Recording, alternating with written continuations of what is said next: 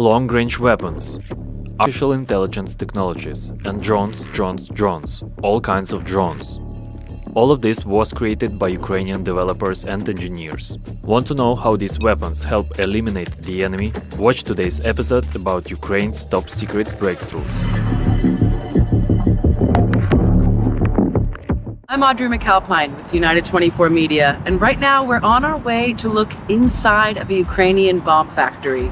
Now, this factory is led by a gentleman named Ivanich, and he's the head of the 3rd Regiment. The 3rd Regiment is a special operations group within the Ukrainian Armed Forces. This is the first time that he's ever spoken with press. He'll be meeting with us today and giving us an exclusive look inside of this factory.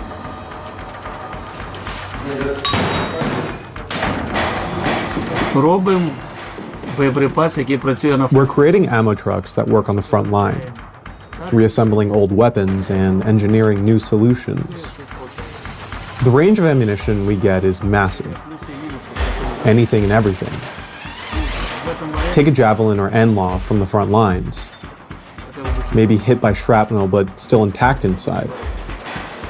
That explosive can power an FPV drone or be dropped on someone. Or take a grenade, add a counterweight or a tail, and now it's ready for aerial drops. Everything, what you know, and even what you don't, can be turned into a weapon. You just have to get creative. The main thing is safety. We're working with explosives. Anything can happen. Every bullet has a name on it. Whether it's for the Russians or for us here in the factory, you have to be a master of your craft.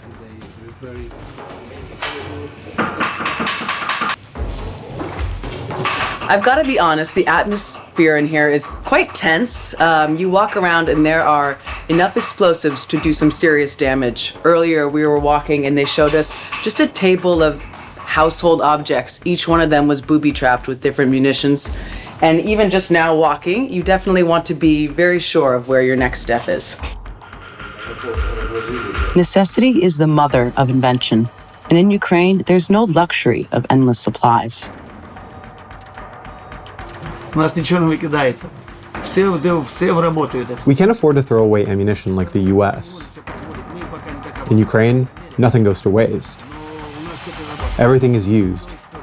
Absolutely everything. We're not as rich as America. Sure, there's some brand new ammo, but it's rare, very rare. We can make better ammo for this war than the US, Israel, or the UK if we had the money. We've built weapons before, and we've done it well. But now, with no budget, we're left with nothing.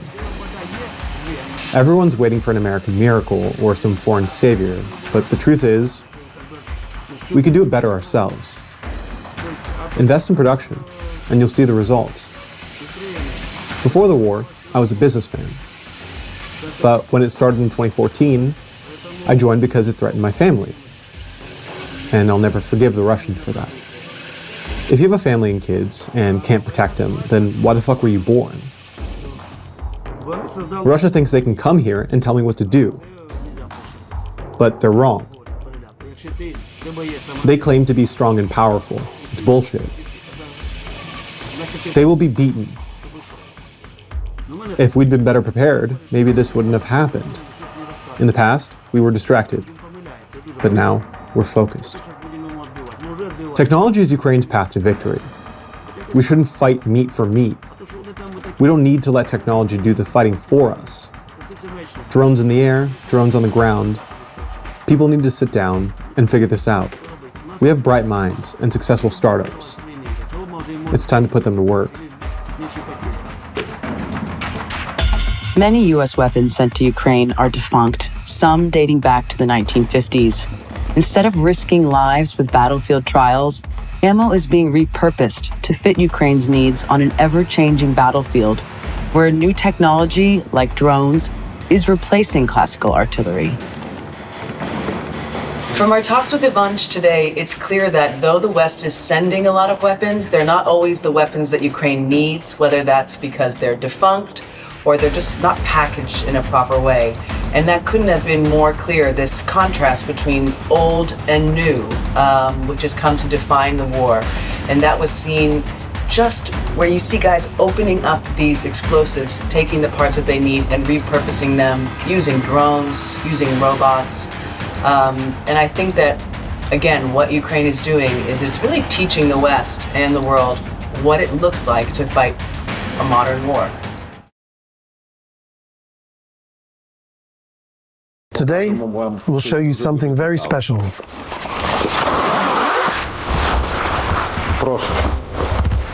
Our magnificent Lyuti UAVs that are deep striking Russian soil. So, as the commander says, these are long-range deep strike drones produced here in Ukraine, used by the 14th Polk, Deep Strike Polk, to attack targets deep inside the Russian Federation. Today we've been granted exclusive access with the unit. They will tell us all about these drones, how they use them, and then hopefully we will see them in action. Enjoy our report. The Lyuti Deep Strike UAV, Ukrainian production, range 1,000+ kilometers, speed 250 to 300 kilometers per hour, payload between 50 and 75 kilograms, guided by an artificial intelligence system, cost around $200,000. Why is deep striking into Russian territory so important? We understand that we're facing a mighty opponent.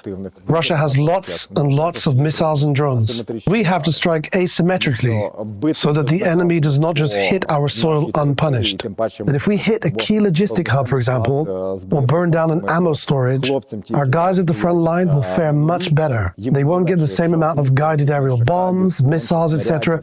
dropped on them anymore. The enemy won't be able to refuel as efficiently as before. It will affect the battlefield. Then it's time to head out.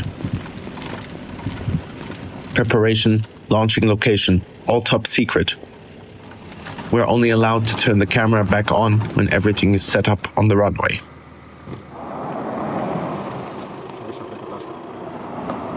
All right, now we're on the field, not in the hangar. The drones have their wings on. They're quite big. As you can see, also quite tall. I'm about 6 foot. This is just to give you an idea about the size. They're also quite wide, and it's quite cold. You can see the frost covering the wings. Exciting. I don't know how many drones they have lined up here. I didn't count. I think it's like 15, and they will launch them one after the next, of course, as fast as possible for safety reasons. And they say the whole thing takes about 40 minutes to an hour if all the conditions are fulfilled. If there's an air alarm and we have to turn on electronic warfare systems, or our air defense starts working, then obviously they can't do it, because then Ukraine would shoot down its own drones, which is obviously something they're trying to avoid. So let's see how this night goes. The guys who met us here are not unfriendly, it's the wrong word, but you can feel there's a bit of tension in the air, and it's super understandable. I would also be stressed if someone's coming to film at me. Why? Because this is a super sensitive operation. I mean, this is a super high value target for the Russians. It's a huge problem for them, these drones and these deep strikes. It costs them a lot of money, and we have to work as clean as possible also, because if we show something we're not supposed to show, or some frame that shouldn't be in there, in the end there will be a price to pay, and someone's head will roll, probably mine or yours here with the camera. So yeah, it's also a day to be concentrated at work. It's not actually funny at all. So we'll do our best. While the men make the last adjustments, Casper takes care of public relations. It's quite common in Ukraine before these missions to say a couple of words, to dedicate them and to cause awareness like that. In this case, I wish you strong health. Mr. President, allow me to report. Today, we're grinding the Russian territory to dust. We will be destroying their storage facilities and military infrastructure to help our boys on the front lines. Honor, we have. The 14th Separate Regiment is operational. and I will do the official signing. This cooperation, it is from the 14th Polk and United 24 Media. With love. Of course. Always only love. Це наш слоган. Good luck. Thank you so much. Thank you too. Finally, it's time for takeoff. start is manual. Once it's in the air, the drone switches to autopilot. Then the men can only wait and hope. In a couple of hours, it will have reached its target. So as we said before, the guys drive behind the drone and then they launch it manually with the controller because it's more efficient that way. But it's also, while at the same time it's kind of futuristic warfare, it's pretty rough and old school because it's just a civilian car, an automobile, and they drive at high speeds behind the storm, carrying 50 kilograms of explosive, and that's a pretty risky thing to do.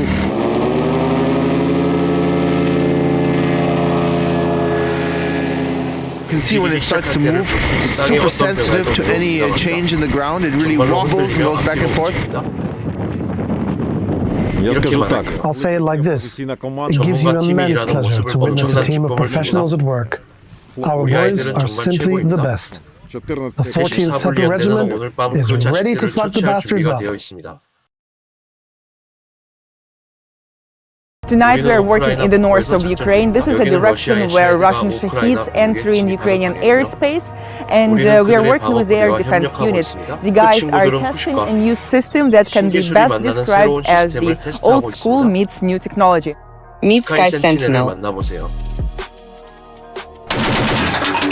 For now, it's a prototype that will soon be integrated into the Ukrainian air defense system. It is an AI-powered turret equipped with a heavy machine gun and capable of 360 degrees rotation. Its primary targets are Shahed drones, but it also can destroy objects twice smaller in size, as well as cruise missiles. 10 to 30 such turrets will be able to cover a city, and fewer can protect objects such as electricity and heat plants, factories, and so on. Given Russia's daily air raids, having systems like this is crucial for civilian safety. How active is everything flying around here now? Right now? For the past month. It's gotten more intense. In general, there's been a lot more of it in recent months. I remember in 2022, 2023, it was still very different back then. We didn't have to wait for too long to hear, at least hear the first Shahed drones. We hear one buzzing just right over there. And I don't know how high it is, but probably if it's within our range, we might be able to shoot it down. So first, I have to track the target until it's within my range. And then I lock it. To open the fire, these two tumblers must be switched on. And that's it. I'll wait for the target to approach, and then the turret computer itself takes into account the height and other data already calculated by the rangefinder. Then, when everything is calculated, I will see a sign indicating that the fire is authorized, and then it starts shooting.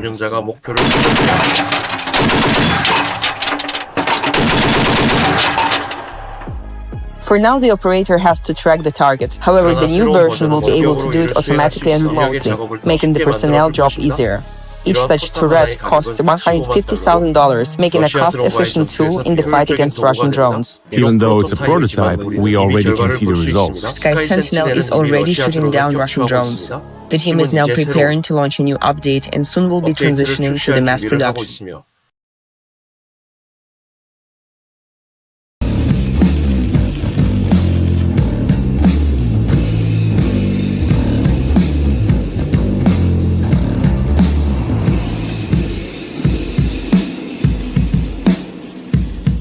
Today we were granted a very special access to this secret facility that on the first glance is doing some ordinary metalworks, but in fact they are saving Ukrainian soldiers' lives.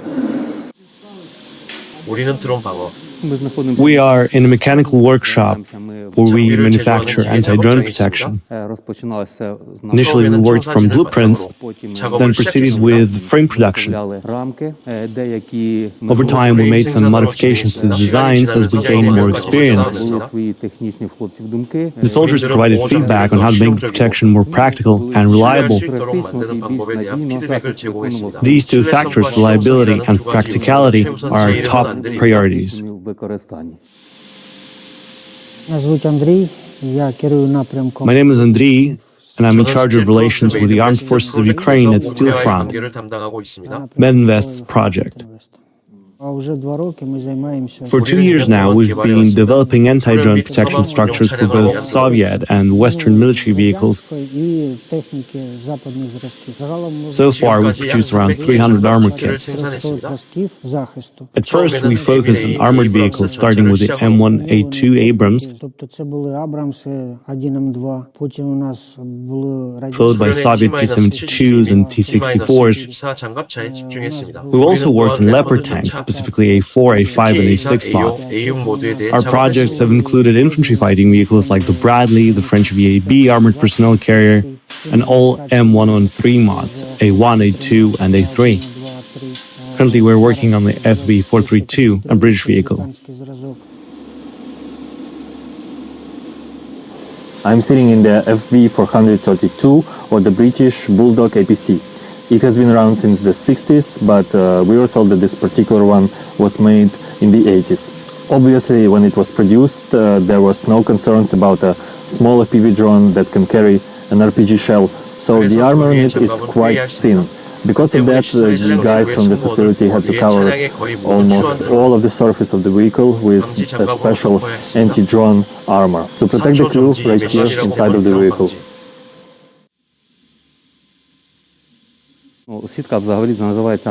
This mesh system is called anti-drone armor. When a drone drops an explosive payload, most of the energy is absorbed by the mesh rather than reaching the vehicle's armor directly. The protection system dissipates the blast force, keeping the vehicle intact. This is crucial for the crew inside. From the feedback we've received from soldiers in the front lines, it's clear that modern warfare has changed drastically. These vehicles were not originally designed to withstand attacks from above, especially from FPV drones. For example, even the Abrams has relatively thin top armor. While this wasn't a design flaw in its original purpose, in today's combat environment, it has become a vulnerability. That's why we focus on reinforcing the weak points identified by the soldiers themselves. We received a message from one brigade operating T-72s. They actually sent us an audio recording to thank us. 3 tanks had been hit, but the anti-drone protection saved the crews. We also had similar feedback from a brigade using Abrams tanks, where our protection repeatedly helped shield them from FPV drone attacks. Now, with fiber optic controlled FPV drones becoming more common, this protection, when combined with dynamic armor, is proving to be even more effective. We are proud to contribute in any way we can from the home front. This is our way of helping the soldiers in the front lines.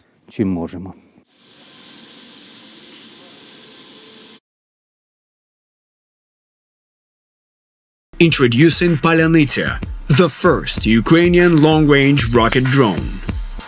Most of its technical characteristics are classified to avoid revealing capabilities to the enemy. However, we have learned a few details. 24 Russian military airfields are within its strike range. The production team consists of specialists from various fields, including people who had never worked with defense technologies, but due to enemy aggression, took up the development of Palianytsia.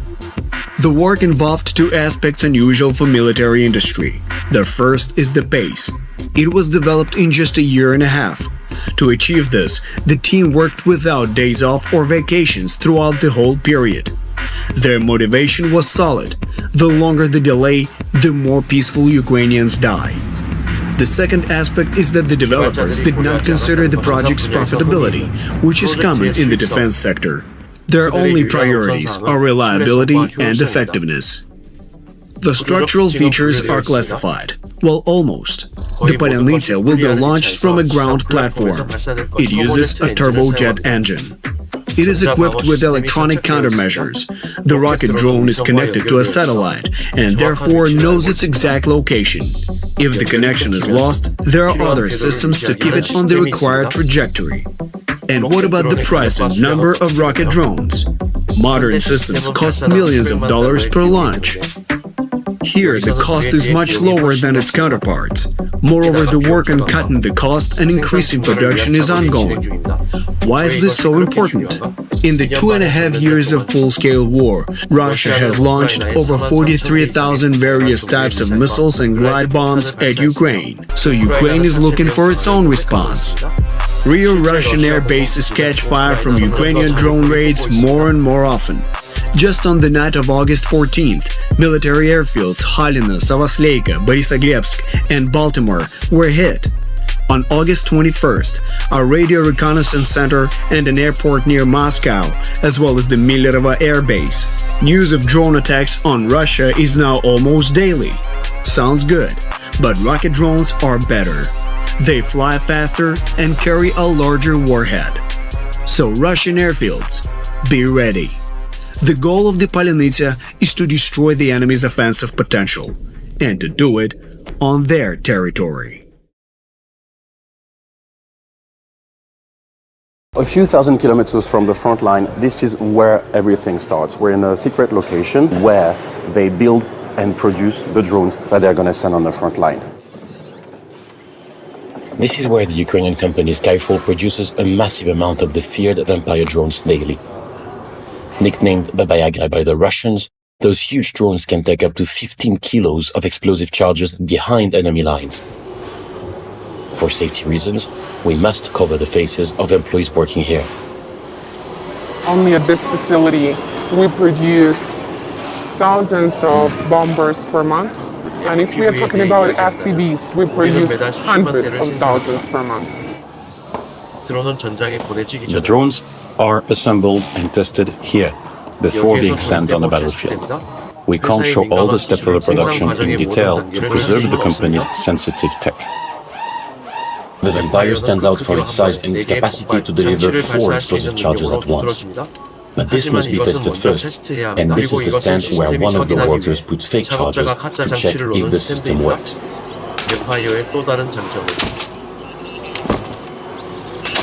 The other perk of the Vampire is this device on top to bypass Russian jamming. We can't reveal actually the details for the technical solutions, because this is our own development and production for the signal system.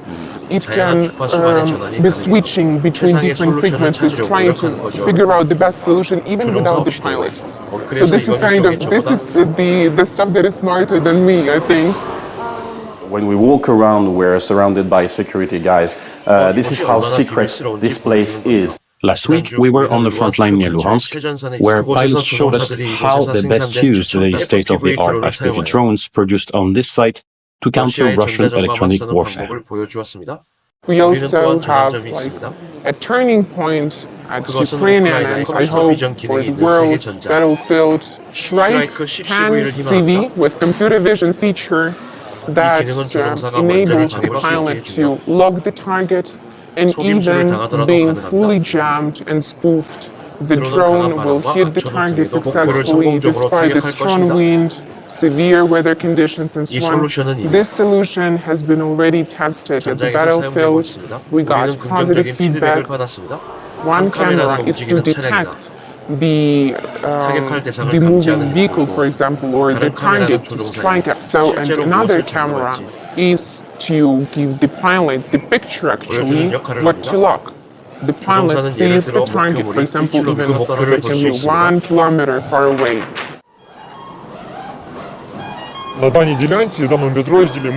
In this section, we are testing the power of the video signal. This is a very important component, so that the drone operator can correctly see the image from the camera over a certain distance on the front.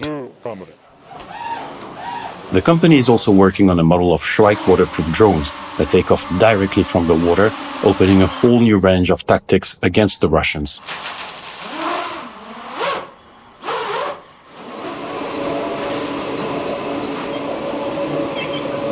Today they can produce 4,000 per day. They're also expanding capacities, but the point is that it means that they can produce millions per year. So every piece of FPVs that are going to be sent on the battlefield are literally printed here on these 350 3D printers. Those pieces are then brought to other rooms where hundreds of employees assemble them into FPV drones almost ready for battle, if they pass the test. How long does it take to build one frame? Every 23 seconds on this facility we have already one drone. So the question is, in the supply chain for spare parts and components, we can be waiting for a long time for the camera or motor rotary, but then just assemble it with the seconds. As the full-scale invasion drags on, Ukraine must increasingly rely on its domestic drone production to tip the scales of the war in its favor. Such factories, now able to produce up to 5 million drones in a year nationwide, are the backbone of Ukraine's fight for victory. And the faster the production, the closer the victory for Ukraine. We're today here with a Ukrainian company called Palianytsia Systems, who have developed different ways to counter FPV drones. One is this, it's a handheld web gun, which basically works like a normal pistol, even though it's 3D printed. It looks like half a Glock. Then we have these two drones. One is an FPV, the other is a Mavic. Both are fitted with the same kind of charge, which also just when you detonate it, releases a web which can either shoot forward or down like a parachute. And it sounds really simple. It actually is really simple, but effective. And today we're going to ask the guys what was their idea, how did they develop it, and we're going to test it live in action, and we're going to show you how to shoot down an FPV drone. FPV drones come in different shapes and sizes. The most modern can reach well over 100 kilometers per hour and carry up to 5 kilograms of explosives. To counter this threat from the sky, the developers decided to go back to the roots. What is this? This is a handheld system for countering UAVs. The basic system is a plastic pistol on which you can screw this metal gas distribution system where the cartridge is inserted. It is cocked with one hand and pointed towards the drone. We wait for the drone to approach at a distance of about 30 to 40 meters and fire the shot. How big is the net that it shoots? This particular model uses a 4x4 meter grid, which is 16 square meters. After the shot, we unscrew, throw it away, and replace the cartridge. In about 20 to 30 seconds, we are ready to shoot. This thing, officially it's not a weapon. It can be... When we started developing, we wanted to create something that was not officially a weapon. Every person who is close to the contact line should have some kind of protection. If a person has the opportunity, they can buy our product. If you see it at about 100 meters, prepare. Be ready to fire at 35 to 40 meters. Aim and take the shot. But take into account that the drone can maybe still fall forward up to 15 meters. So after the shot, don't wait around. Move away and take cover. You aim exactly at the drone or a bit above? A little bit higher. It depends on the wind and the flight path. Usually, it's somewhere around 1 to 2 meters higher because the drone flies a curve and will then fall. Sounds simple enough. Let's see.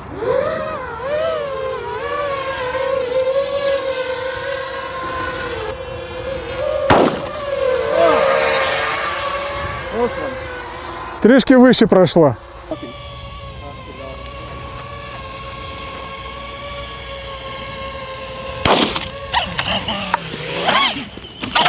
I got it! Nice! Well, you can see it here. It got completely caught in the hooks. And I'm pretty sure the pilot was taking it easy with me because he was flying quite slow. These things can be fast. But yeah, I mean, this can save your life. And with something so simple like a net. For anyone on the ground, handheld anti-drone systems are growing more popular in Ukraine. But the first place to stop a drone is in the sky. Both standard FPVs as well as Mavics can be fitted with a similar charge. A specially produced blank cartridge provides the necessary power to eject the web. Okay, so it's, as you said, so this thing is built that you can just It has everything you need. You can reload it really fast. You just stick the sticks in, you take out the petrol, and you fall. It's not meant to shoot horizontally. You can, though, to 7-8 meters. It's meant to kind of drop, and after 4 meters, it will expand to its maximum, and it's like a parachute. You drop it on another drone. Right? If you have a skilled pilot, it's an efficient tool to save lives. Right now, Tashka Systems is in the process of patenting its invention. As soon as that is done, they plan to sell their product internationally. Until then, their anti-drone system is in use in Ukraine, where it is already on the front line, saving the lives of Ukrainian soldiers, one drone at a time.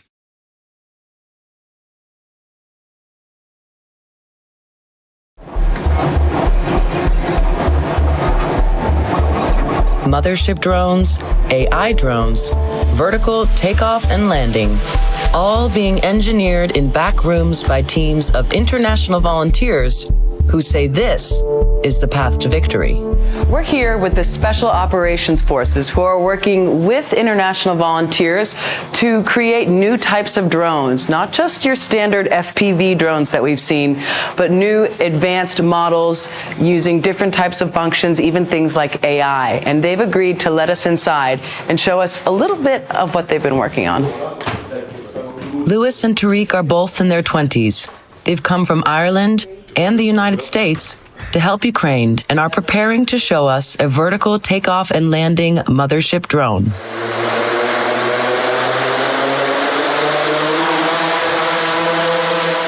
A vertical takeoff and landing drone, sometimes called by its acronym VTOL, takes off and lands vertically, like a helicopter.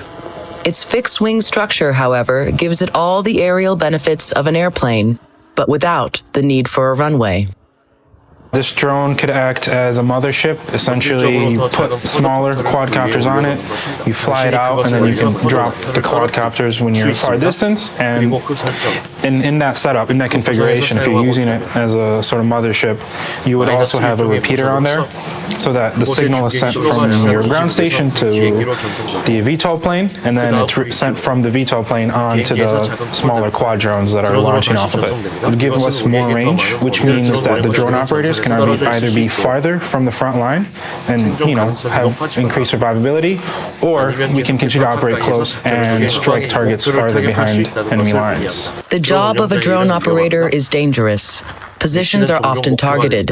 The further operators can be from the front line, the higher their chances of survival. The plane itself could be 10 to 15 kilometers from the ground station, and the drones could fly another 10 to 15 kilometers from the plane, so we're talking 20 to 30 kilometers total range. How far close are you from something like this working? Are we talking days, weeks, months? I think in the next week or two we can get the plane fully flying, and then it would be another week or two to integrate a dropping mechanism. Dropping mechanisms are what turn these flying toys into flying killers. 3D printers are used by engineers to create the mechanisms that will hold or release explosives from the drone onto the battlefield. The engineering of vertical takeoff and landing drones comes with a unique set of challenges.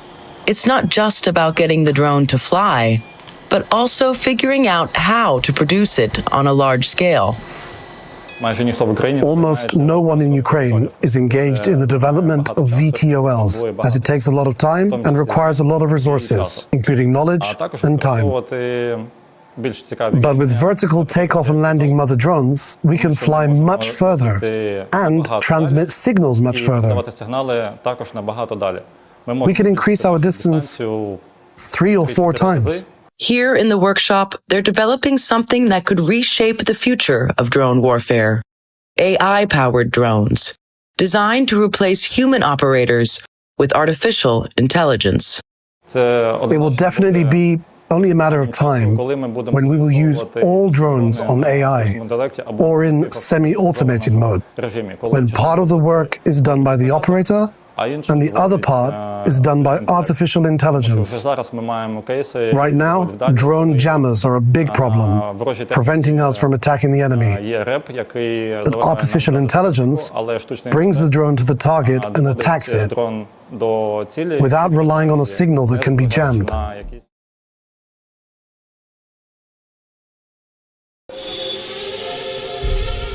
These fiber optic wired FPV drones are used on the sections of the front line that are guarded the most by electronic warfare systems, which means you don't have any issues when the radio signal cannot penetrate thick walls or reach over the hills. All of these strikes were conducted in different locations of the front line, but connected by new technology. Among the whole Russian convoy, which consisted of 17 armored vehicles, we took down 13. One BMD-2 was blown up by a fiber optic guided drone specifically. Now we're going to shed light on fiber optic wired FPVs and how they differ from standard radio-controlled drones. Here we have an empty slot that is usually soldered with a VTX, which is a video transmitter in radio-controlled FPV drones, while the fiber optic cable is called inside the reel that unfolds as the drone flies towards its target. Here we have a media converter soldered directly onto the flight controller, and it allows us to transmit both the radio and video signals using a single fiber optic cable. The fiber optic control system doesn't care about radio jamming or interference.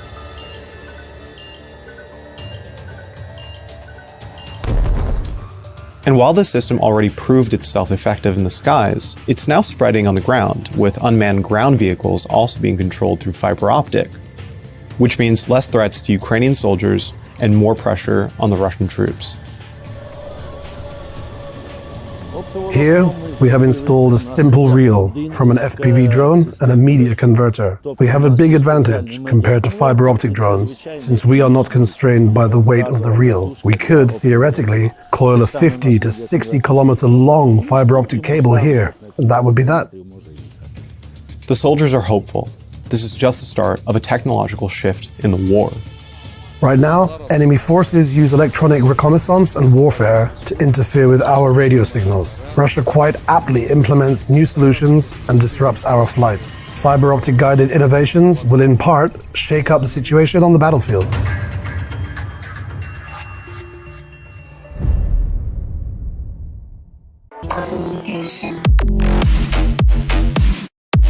The situation on the battlefield is constantly changing, so Ukrainian developers must continuously adapt their technology to meet the new challenges. Thank you for watching, subscribe to the channel to receive even more thrilling content.